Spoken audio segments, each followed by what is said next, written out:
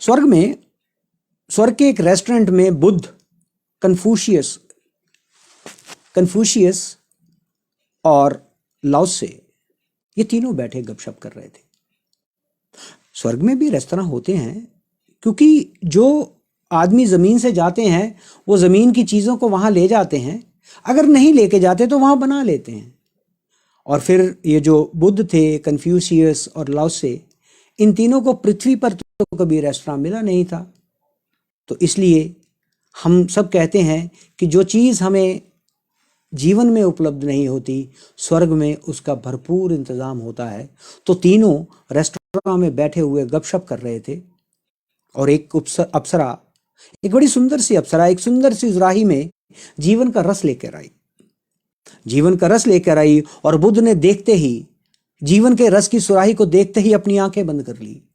आंखें बंद कर ली और कहा कि जीवन दुख और आसार है, हटाओ यहां से, अन्यथा मैं यहां से हट जाऊंगा। लेकिन कन्फ्यूशियस ने कहा, थोड़ा सा चक्कर देख लो कि कैसा है, क्योंकि बिना चखे कुछ भी कहना व्यर्थ है और बिना चखे कुछ भी कहना धर्म नहीं है। और उसने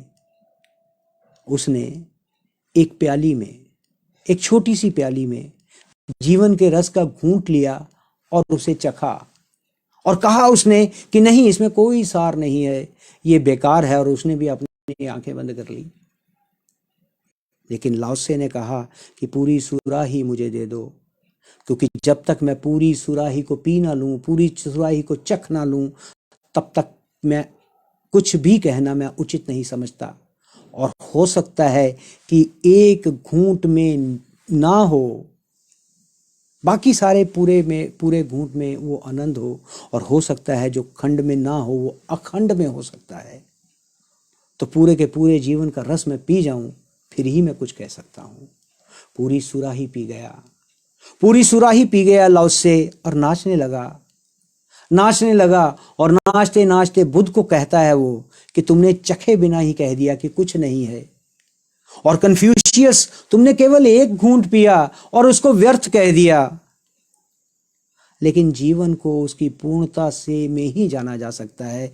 और मैं तुमसे कहता हूं कि जो जीवन को नहीं जानता वही उसको व्यर्थ कहता है, और वही कहता है कि इसका कोई सार नहीं है, ये आसार है। और मैं जीवन को जानकर कहता हूं कि सारभूत जो भी है सब जीवन में है, परमात्मा जीवन में है। अगर परमात्मा जीवन में है तो मोक्ष भी जीवन में ही है, क्योंकि परमात्मा और मोक्ष ये दोनों अलग नहीं हो सकते। लेकिन पूरे जीवन को हम जो जानते हैं वह केवल इस सत्य को अनुभव कर पाते हैं।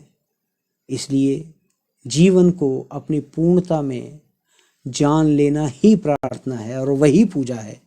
और जीवन को अब उसकी पूर्णता में जान लेना, यही संन्यास है, यही साधुता है।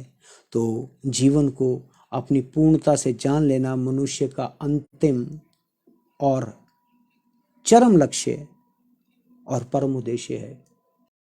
तो अपने उद्देश्य को पहचानिए, जीवन को जानिए, बस